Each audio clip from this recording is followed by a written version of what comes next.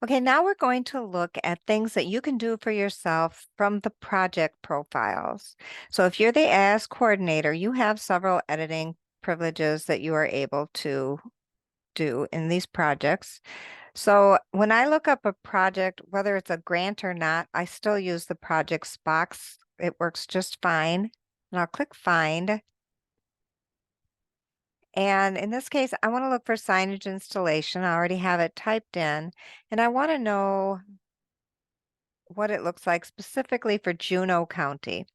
So I use the county drop down and pick Juneau and search.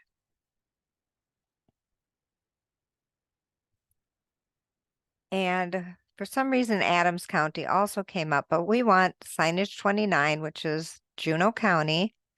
And I'm probably going to have to edit it because I want to add a new person to this particular project. So I clicked on the little green edit box with a pencil in it, and that took me to the project ready to go.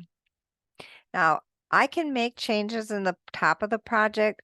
It's very unusual for anyone other than DNR staff to do that. And if it happens to be a grant-funded project, such as your LMPN contracts, you are not able to actually do edits here. It'll look like you can. You can even click update, but overnight, it's going to default back to whatever was in it. So if you ever see a problem in the upper part of a profile for a project, talk to your DNR biologist and they can help you work out whether a change needs to be made and how to make it. Let's go down here to the green bar. So some projects have child projects. So that's, in this instance, there is an signage project that is a statewide blanket project. It's the parent project. And every county has a project underneath that. And those projects that are underneath are the child projects. This one does not have a child project. The next thing in the green bar is people. And this is where you can add people to the project. So we can see that we have many people here listed over the years. Risa retired some time ago, so I'm like, well, that's not right. And I know she retired, so I'm going to go ahead and click on that edit button. It's aligned with Risa. And I'm going to just use today's to date. I don't remember how long ago. And I'll make a note.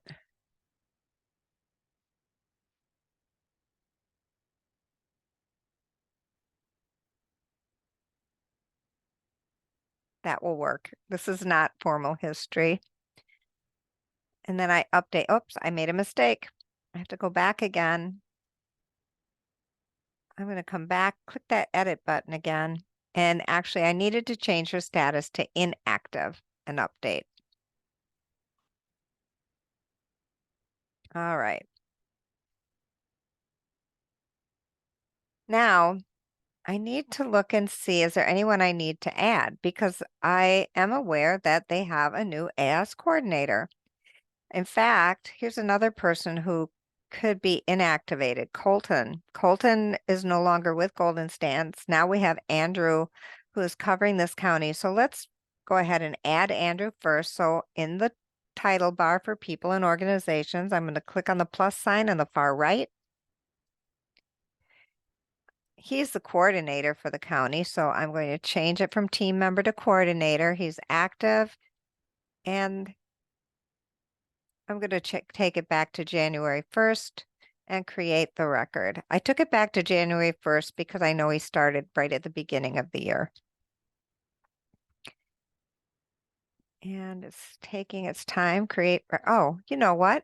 I didn't search the people. Let's try that again. It just goes to show, even if you've been doing this for years, you can make mistakes, but it does not break SWIMS. All right, so sender office's last name. I will search. Click the arrow, and now I can create the record. All right. Feel free to tell people that these videos were made with intentional mistakes to teach you things. All right, now, I mentioned Colton. Colton is another person I know is not doing this work anymore. So I'm going to go ahead and He's been gone at least since the beginning of the year. So for an end date, I'm putting in January 1st. And then I'm going to come up here and change the status to an active. I don't need to change the name because it's specific to him, and I can just click update. And now you can see how this is starting to get cleaned up. We've inactivated 2 people who are no longer doing the work. Anna's record did get updated. Chris is still with Golden Sands, and he may do that work in the future. And I'm going to leave the rest for the Golden Sands staff to update themselves.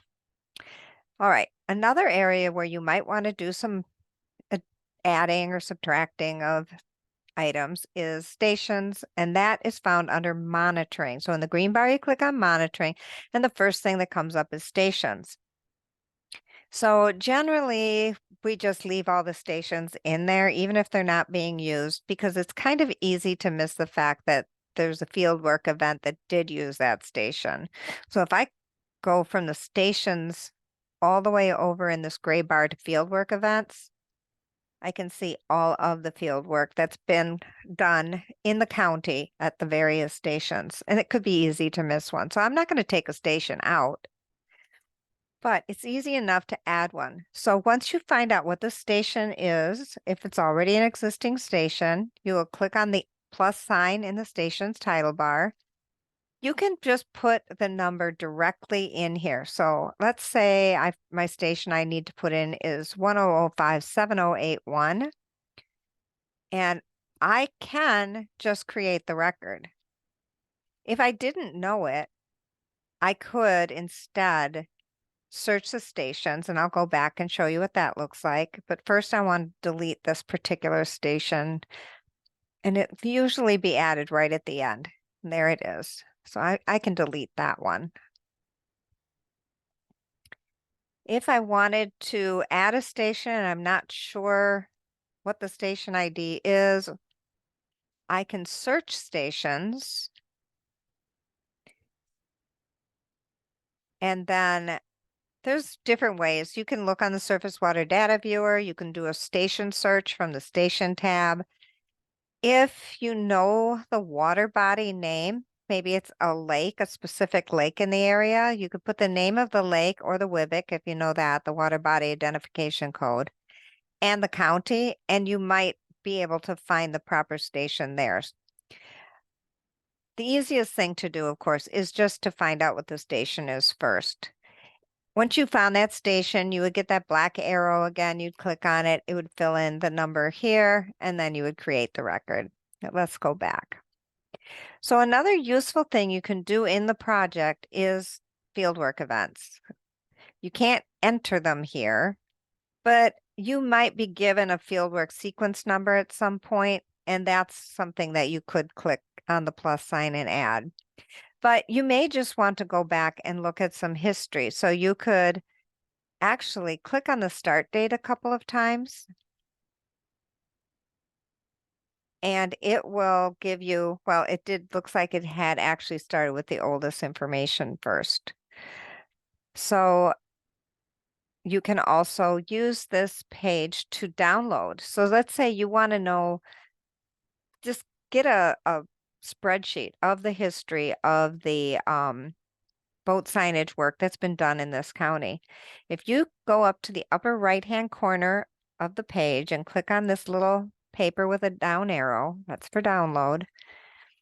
The easiest way to do this, but the ugliest spreadsheet you can get, is to just click all and then come down to level of detail, pick fieldwork events, and click all again.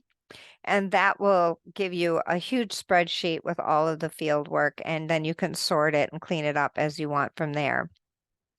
You can also be a little bit choosier by maybe you only choose the project ID and the start date and maybe the comments, and then come over here and just pick the things that you want. But that's a really nice option to play with. And when you run into problems, the DNR SWIMS team can often help you get the downloadable data.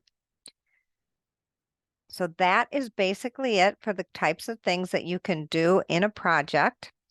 Oh, one more thing, you can add documents. And this is nice because you can do it from scratch. So I clicked on documents. Oh, let's put it back in enable edit. There we go. So I can go to documents. I can click on the plus sign in the title bar. And here we go. I can add a document and a file from scratch. Or if I know it's already in SWIMS and I'm able to find it, I can choose this find document option. And once I put in all the information I need, I will click on create and I go through the document adding in another video. So that's it. If you have any further questions, make sure you contact your AS biologist, the DNR SWIMS team, or if it's specific to one of the statewide programs, contact the program coordinator.